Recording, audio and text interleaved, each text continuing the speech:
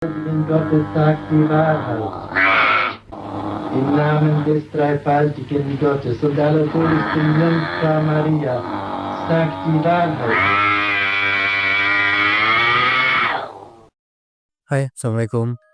Balik lagi bareng Widi. Kalau video ini lewat di beranda kalian, makasih udah nonton. Sekarang tanggal 30 Maret, yang artinya sudah di hari ke-30 atau hari terakhir kita menjalankan ibadah puasa, dan insya Allah besok lebaran ya guys. Untuk yang mudik, hati-hati di jalan, semoga selamat sampai tujuan dan semoga selamat sampai balik lagi ke Jakarta. Oke guys, di episode kali ini gue ingin menceritakan sebuah kisah tentang seorang gadis muda yang jiwanya dirasuki oleh 6 sosok iblis. Dan karena hal tersebut, ia harus melakukan proses eksorsisme atau pengusiran setan sebanyak 67 kali. Seperti apa kisahnya? Kita masuk kelas pertama.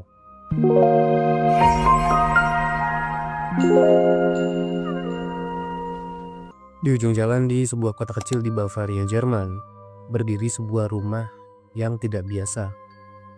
Dindingnya berwarna putih kusam, dan kusen jendelanya yang berwarna hijau juga telah mengelupas. Namun, di balik rumah yang pintunya tertutup rapat ini, tersimpan sebuah kisah kelam tentang kengerian yang luar biasa guys. Sekitar 50 tahun yang lalu, rumah itu dipenuhi dengan ketakutan.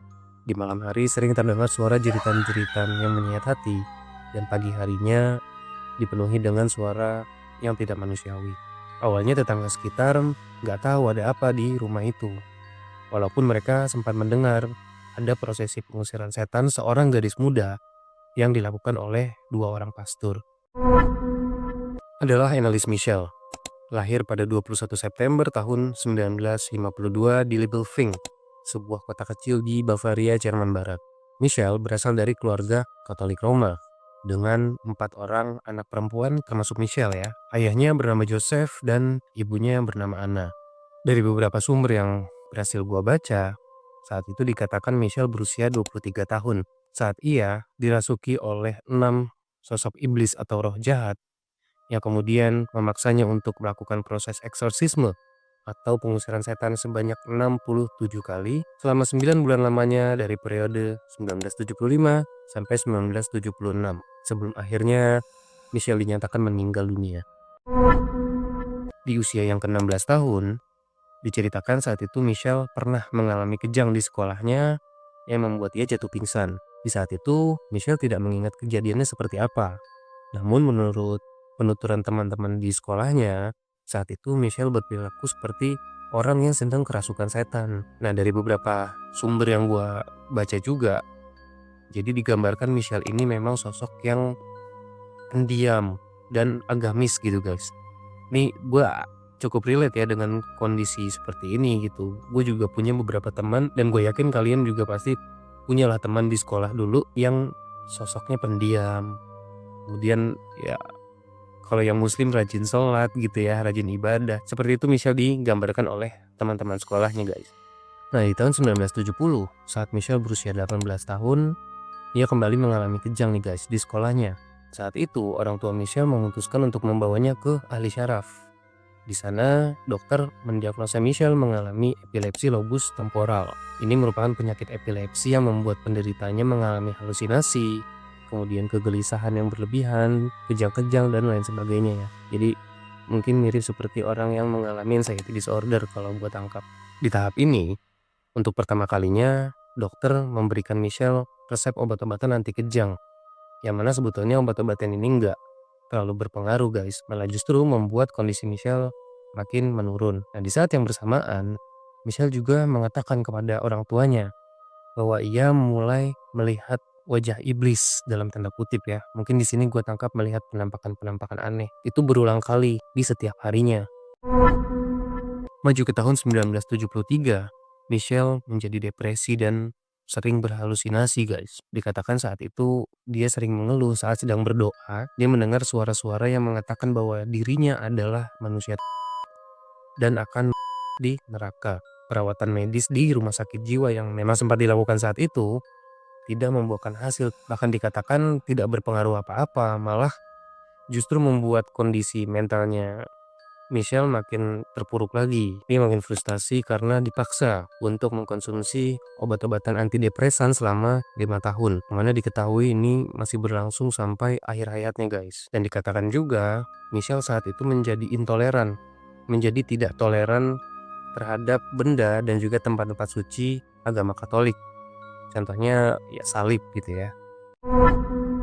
Tidak lama berselang, ditemani dengan orang tua beserta kerabatnya, Michelle datang ke San Damiano, sebuah gereja Katolik di Assisi, Italia. Setelah bertemu dengan pemuka gereja dan menceritakan apa yang telah terjadi dengan Michelle selama ini, pihak gereja menyimpulkan bahwa Michelle sedang mengalami kerasukan setan karena Michelle dianggap tidak dapat berjalan melewati salib dan juga tidak mau meminum air dari mata air suci. Setelah berkonsultasi dengan pihak gereja, keluarga Michelle menjadi semakin yakin dan meminta pihak gereja untuk segera melakukan proses eksorsisme atau pengusiran setan kepada Anneliese Michelle. Namun permintaan tersebut langsung ditolak karena menurut pihak gereja, proses pengusiran setan ini nggak bisa dilakuin secara sembarangan, harus memiliki izin dan juga melewati beberapa tahap yang cukup panjang. Persetujuan resmi untuk pengusiran setan diberikan ketika seseorang benar-benar memenuhi kriteria yang ditetapkan, seperti dianggap menderita kerasukan setan atau infestasio dan di bawah kendali setan. Kemudian ketidaksukaan terhadap benda-benda keagamaan dan juga kekuatan gaib menjadi indikasi awal.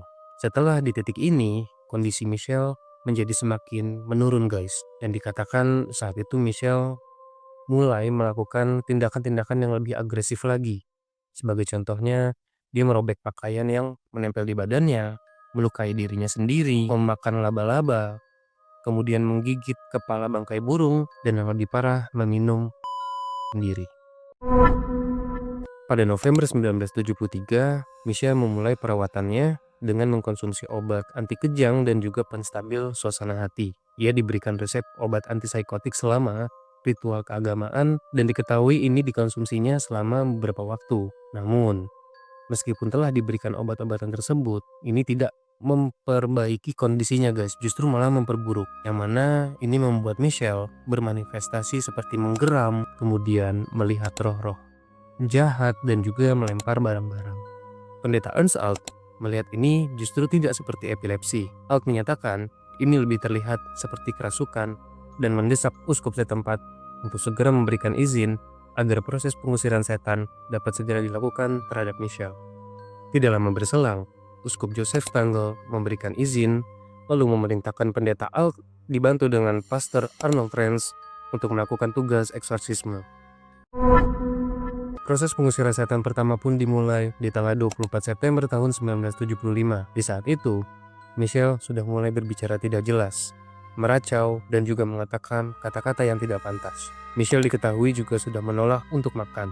Di titik ini, kedua orang tua Michelle memutuskan untuk berhenti berkonsultasi dengan dunia medis dan hanya mengandalkan proses eksorsisme untuk kesembuhan Michelle. Singkat cerita, diketahui bahwa pendeta Alt dan juga Pastor Renz melakukan sebanyak 67 kali proses pengusiran setan yang dilakukan 1-2 hari dalam seminggu dan berlangsung selama 4 jam di setiap sesinya. Dikutip dari The Washington Post, di titik ini Michelle mulai melihat wajah-wajah iblis pada setiap orang yang dilihatnya. Mungkin hal ini juga yang menjelaskan alasan mengapa Michelle suka tiba-tiba berteriak histeris. Bahkan nih guys, kedua pastor yang menangani Michelle mengatakan bahwa sejak proses pengusiran setan pertama dilakukan, iblis yang mendiami raga Michelle ini sudah semakin memperparah kondisinya Michelle. Jadi Michelle ditekan terus supaya kondisinya semakin menurun. Nah, dari proses pengusiran setan inilah diketahui, yang mana ini juga dikatakan langsung oleh Michelle, bahwa ada 6 sosok iblis atau roh jahat yang mendiami raga Michelle saat itu. Yaitu diantaranya ada Nero, Fleshman, kemudian Cain, kemudian ada roh Judas Iskariot, ada roh dari Adolf Hitler, dan yang terakhir yang paling kuat adalah Raja Iblis, Lucifer. Ja, in der Kirche muss das Scheiß weg. Der Scheißdreck muss gebeten werden, sonst ist aus. Der Rosendrang. Ja, Des Vaters und des Sohnes und des sagt Heiligen es, sagen Sie Geistes. diesem häuslichen Bischof. Was müssen die Priesterkandidaten tun? Befehle dir es zu sagen, im Namen Jesu und im Namen Mariens. Beten. Die müssen noch was anderes tun. Lebensführung, wie soll die sein? Die müssen in eigenen Seminaren ausgebildet werden, die dürfen nicht auf die anderen Universitäten. Kapiert? Klar. Ist da sonst noch etwas zu sagen? Die Demokratie in der Kirche ist nicht unbedingt immer das Beste. Kapiert? Weil der Teufel größere Macht bekommt. Ja. Ja, die Tricksau, die Verfluchte. Ritual pengusiran setan yang berlangsung selama 9 bulan dan 67 kali ini berdampak sangat serius pada kondisi fisik Michelle ya guys. Dimana diketahui otot ligamen di lutut Michelle ini dan membuat Michelle mengalami kelumpuhan. Hingga pada beberapa momen diketahui Michelle harus dibantu orang tuanya hanya untuk sekedar membetulkan posisinya di ranjang.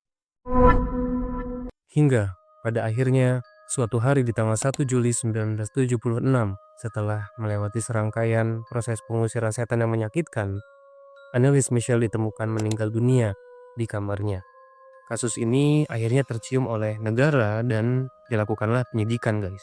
Dari hasil penyidikan dinyatakan bahwa sebetulnya kematian Michelle ini masih bisa dicegah bahkan sejak 1 minggu sebelumnya. Awalnya negara mendakwa kedua orang tua Michelle dan juga kedua pastor dengan hukuman 6 bulan penjara atas pembunuhan karena kelalaian. Karena mereka dianggap telah melakukan pembiaran terhadap Michelle yang sebelumnya mengalami dehidrasi dan juga kelaparan akut guys. Namun akhirnya hukuman kepada kedua pastor ditangguhkan dan diubah menjadi 3 tahun percobaan, dan hukuman untuk kedua orang tua Michelle dihilangkan karena negara menganggap saat itu kedua orang tua Michelle sudah cukup menderita.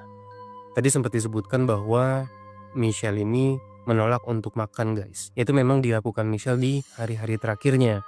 Dan diketahui itu merupakan satu-satunya usaha Michelle untuk mempercepat kematiannya dan juga merupakan satu-satunya langkah agar Michelle bisa segera terbebas dari belenggu iblis yang merasukinya. Sebelum kematiannya, diketahui Michelle ini sempat mengucapkan beberapa kalimat guys, yaitu beg for absolution, atau di beberapa sumber gue juga menemukan dia mengucapkan please absolution, yang mana ini berarti mohonkan pengampunan. Nah ini diketahui ditujukan ke kedua pastor yang membantunya ya. Kurzen Lebens werden.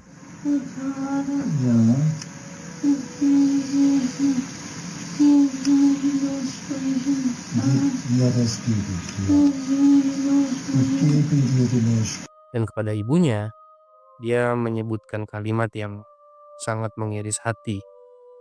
Mother, I'm afraid. Atau yang berarti, ibu, aku takut. Gue mendapat informasi yang mana di tanggal 6 Juni tahun 2013 terjadi kebakaran di rumah tempat tinggal Anneliese Michel. Polisi setempat mengatakan ini adalah kasus pembakaran. Namun, warga sekitar percaya bahwa kejadian ini masih erat kaitannya dengan proses pengusiran setan puluhan tahun yang lalu. Ada juga berita yang mengatakan bahwa rumah Anneliese Michel sampai saat ini masih ada guys, dan masih ditinggali. Jadi memang masih simpang siur ya beritanya. Kalau dari kalian ada yang tahu update-nya kayak apa sekarang, boleh komen di bawah ya. Oke guys, itu dia tadi kisah tentang Anneliese Michel, seorang gadis muda yang penyebab kematiannya masih dipertanyakan sampai hari ini. Masih misterius apakah benar karena ia telah dirasuki oleh 6 roh jahat atau semata-mata karena kondisi medis yang dideritanya. Sekian dulu kelas pertama episode 5. Bantu gue dukung channel ini dengan cara klik tombol subscribe, nyalain loncengnya supaya kalian tahu kalau ada video baru dari gue. Like juga videonya kalau kalian suka, dan komen ya sebanyak-banyaknya. Kira-kira kita bahas apa lagi di kelas pertama selanjutnya. Gue juga mau ucapin minal aidin wal faizin, mohon maaf lahir dan batin untuk kedua kalinya supaya afdol. Selamat berlebaran guys, selamat berkumpul dengan keluarga. Gue pamit undur diri. Wassalamualaikum, peace out.